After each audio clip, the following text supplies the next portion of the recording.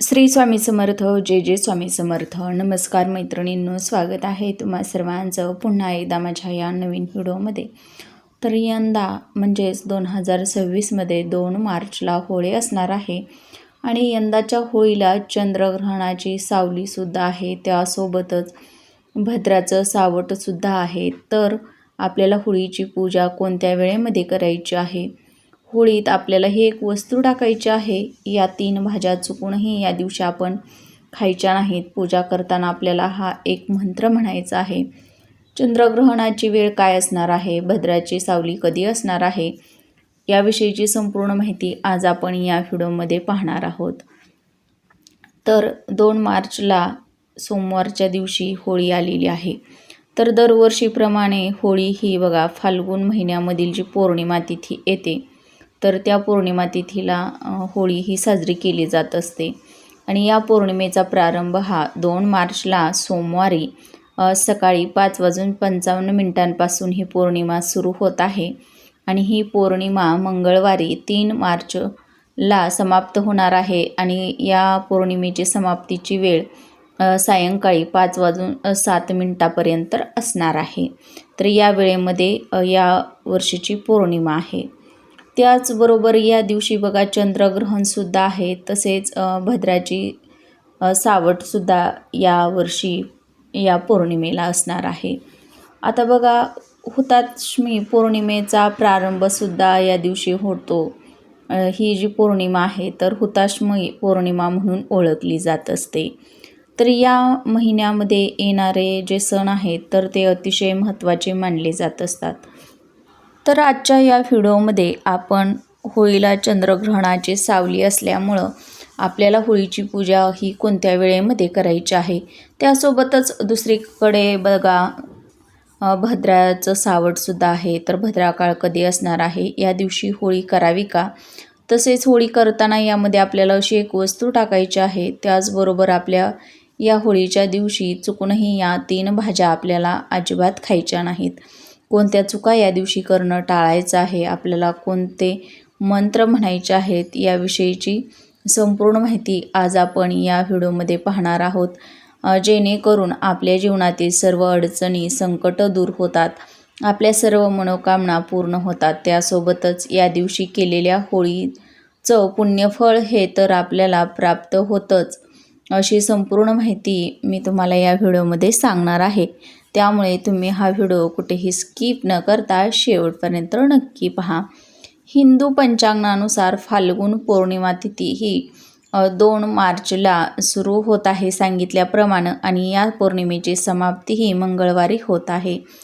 तर या दिवशी संपूर्ण महाराष्ट्रामध्ये होळीच्या दिवशी नैवेद्य म्हणून पुरणपोळी ही बनवली जात असते. तर बघा जी रंगांची उधळण असणार आहे तर ती 3 मार्चला बुधवारच्या दिवशी आलेली आहे. या दिवशी आपल्याला धुलीवंदन हे साजरं करायचं आहे. तर बघा काही भागांमध्ये रंगांची उधळण ही रंगपंचमीच्या दिवशीसुद्धा करण्यात येते. कोकणात होळीपासून 15 दिवस सलग हा उत्सव साजरा केला जात असतो. तसेच या दिवशी चंद्रग्रहण आहे, म्हणून आपल्याला होळीची पूजा ही करायची की नाही, होळी दहन करायची की नाही, तर पहा या दिवशी चंद्रग्रहण जरी असलं तरी ते भारतामध्ये दिसणार आहे असं आपल्याला सांगण्यात आलेलं आहे. त्यामुळं ही जी पूजा आहे म्हणजे होळी जी दहन करण्याची शुभ वेळ असणार आहे तर ती रात्री 12 वाजल्यापासून ते 2:02 असणार आहे 2 मार्चला. या वेळेमध्ये आपण होळीची जी पूजा आहे तर ती करू शकतो, किंवा अगदीच मग मंगळवारी ग्रहण संपल्यानंतरनं आपल्याला ही जी पूजा आहे तर ती करता येणार आहे. या होळीला बघा प्रदोष काळामध्ये दहन करण्याला विशेष असं महत्त्व दिलं जातं, म्हणून मंगळवारच्या दिवशीसुद्धा होळी पेटवली जाऊ शकते. तर बघा एकीकडे सांगण्यात येत आहे की हे ग्रहण भारतामध्ये दिसणार आहे आणि त्यामुळं आपल्याला या दिवशी बघा ग्रहण पाळणं, सुतक पाळणं हे जे आहे तर ते करावं लागणार आहे. कारण की सुतक काळामध्ये भद्रा काळामध्ये जी कामं जी आहेत म्हणजे शुभकार्य जे आहेत किंवा पूजापाठ आहेत तर ते केले जात नाहीत, वर्ज्य मानले जातात. म्हणून याच वेळेमध्ये आपल्याला ही होळी जी आहे तर ती पेटवायची आहे. आता बघा आपल्याला ही पूजा करता येणार आहे. यावर्षी आपल्याला होळीच्या दहनाचा पूजेचा वेळ जी आहे तर ती फक्त 2 तासांची असणार आहे. यामुळं आपल्याला या 2 तासांच्या वेळेमध्येच आपल्याला ही पूजा करून घ्यायची आहे. तर होळीची पूजा करण्यासाठी लागणारं साहित्य त्यामध्ये बघा कापूस, गूळ, फुलं, हार, रुई, नारळ, गव्हाचे झुणके, ऊस इत्यादी वस्तू आपल्याला होळीची पूजा करण्यासाठी लागणार आहेत. परंतु काही ठिकाणी वेगवेगळ्या परंपरा असतात, यामुळे साहित्यामध्ये थोडा का होईना बदल हा होतच असतो.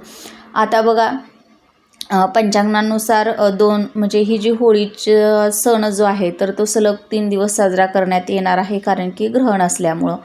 म्हणून काही ठिकाणी बघा 2 मार्चला सुद्धा होळी पेटवली जाऊ शकते आणि काही ठिकाणी 3 मार्चला सुद्धा होळी ही पेटवली जाऊ शकते. त्यामुळे तुमच्या भागामध्ये जशा पद्धतीनं होळी साजरी केली जाईल तशा पद्धतीनं तुम्ही होळी ही साजरी करायची आहे. आता बघा पूजेचं सर्व साहित्य आपल्याला एका ताटामध्ये काढून घ्यायचं आहे आणि त्यासोबतच बघा आपल्याला या दिवशी होळीमध्ये अशी एक वस्तू ही टाकायची आहे. ही वस्तू जर आपण या होळीमध्ये टाकली तर आपल्या घराची प्रगती होते. आपल्या घरामध्ये सुख, शांती, समृद्धी नांदत असते. आपल्या घरातील क्लेश, भांडणे, नकारात्मकता ही सुद्धा दूर होत असते. तर बघा बरेच जण या होळीमध्ये नारळ टाकत असतात आणि नारळ टाकताना बरेच जण ही चूक करतात की पाण्यासहित असणारा नारळ या होळीमध्ये टाकतात, पण पाण्याचा नारळ या होळीमध्ये टाकला जात नाही.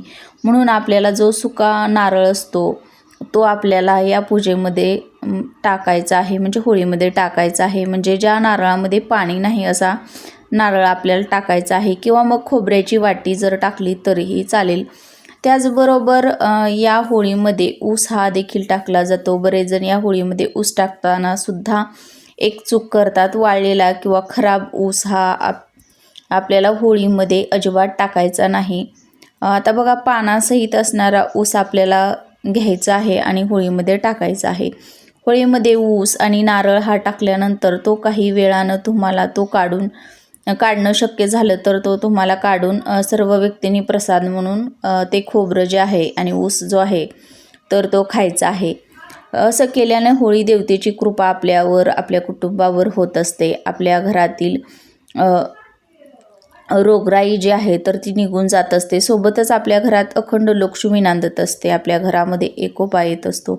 आपल्या घरामधील क्लेश, भांडणे, नकारात्मकता, इडापिडा जे काही दोष असतील तर ते निघून जात असतात. कारण की ही जी पौर्णिमा आहे तर ती अतिशय महत्त्वाची मानली जाते आपल्या घरातील सर्व नकारात्मकता काढून टाकण्यासाठी.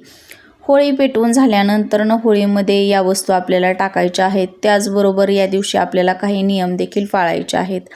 या दिवशी आपल्याला चुकूनही या 3 भाज्या खायच्या नाहीत.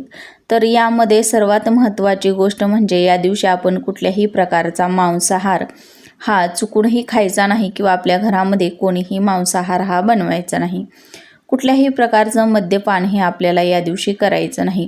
सकाळी किंवा संध्याकाळी सुद्धा करायचं नाही. यामुळे पूजेचं फळ आपल्याला मिळणार नाही.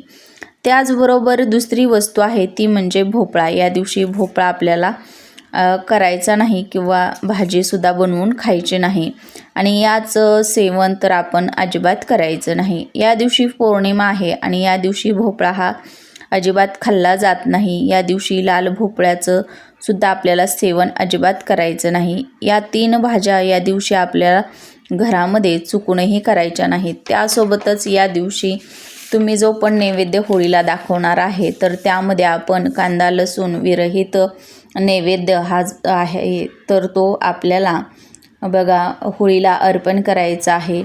त्यामध्ये तुम्ही पुरणपोळीचा नैवेद्य अर्पण करू शकता. त्याचबरोबर या दिवशी होळी आहे त्यामुळे आपल्याला आपल्या घरामध्ये पुरणपोळी ही बनवायची आहे. तर बघा या दिवशी पुरणपोळीचा नैवेद्य हा होळीला आवर्जून आपण अर्पण करायचा आहे. नैवेद्य हा 2, 5 किंवा 7 संख्येमध्ये होळीला अर्पण करायचं आहे. त्याचबरोबर या दिवशी गाईला एक पोळी जी आहे तर ती आवर्जून खाऊ घालायची आहे. त्यावरती थोडंसं तूप घालून ही पोळी तुम्ही गाईला खाऊ घालू शकता. यामुळे आपल्यावरती लक्ष्मीची कृपा होत असते. गाईमध्ये आता बघा आपल्या सर्वांनाच माहिती आहे की हिंदू धर्मामध्ये गाईला किती पवित्र मानलं जातं. गायीमध्ये 33 कोटी देवी देवतांचा वास असतो आणि अशा वेळी आपण गाईला ही जर पोळी खाऊ घातली तर त्या सर्व देवी देवतांचा आशीर्वाद हा आपल्याला मिळत असतो. आता बघा कोणत्या मंत्राचा जप आपल्याला करायचा आहे पूजा करताना. त्यामुळे या मंत्राचा जर जप आपण केला तर होळी देवतेची कृपा तुम्हाला नक्कीच प्राप्त होईल. ओम होलिकाय नमः या मंत्राचा आपल्याला पूजा करत असताना हा जप करायचा आहे. आता बघा होळी मागे एक पौराणिक कथासुद्धा प्रचलित आहे. भक्त प्रल्हाद हे जे आहेत तर ते विष्णूचं नामस्मरण करत असतात आणि त्यांना विष्णूचं नामस्मरण करण्यापासून अडवण्यासाठी हिरण्यकश्यपानं आपली बहीण म्हणजेच होलिकाला भक्त प्रल्हादाचा वध करण्यासाठी पाठवलं होतं.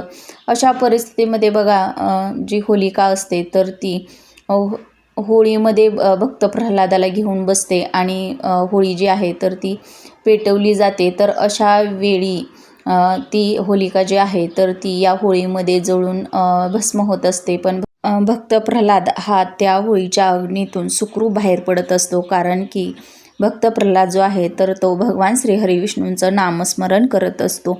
म्हणजेच बघा होळी हा जो सण आहे तर तो नकारात्मकतेवरती वाईट शक्तीवरती विजय मिळवण्याचा दिवस असतो. म्हणून हा दिवस अगदी उत्साहात आनंदात साजरा केला जात असतो. त्यासोबतच या दिवशी भगवान नरसिंहांनी ओम नरसिंहाय नमः या मंत्राचा जप जर आपण केला तर त्याचं फळ जे आहे तर ते सुद्धा आपल्याला प्राप्त होत असतं. तर या दिवशी कोणी पूजा करू नये. तर ज्या घरामध्ये सुतक असेल, तुमचा मासिक धर्म चालू असेल तर अशा वेळी तुम्हाला ही जी पूजा आहे तर ती करता येणार नाही. फक्त तुम्ही या दिवशी नामस्मरण हे करू शकता. अशा पद्धतीनं तुम्हाला ही जी होळीची पूजा आहे तर ती करायची आहे. होळीमध्ये ही वस्तू टाकायची आहे. त्यासोबतच या 3 भाज्या या दिवशी चुकूनही आपल्याला खायच्या नाहीत.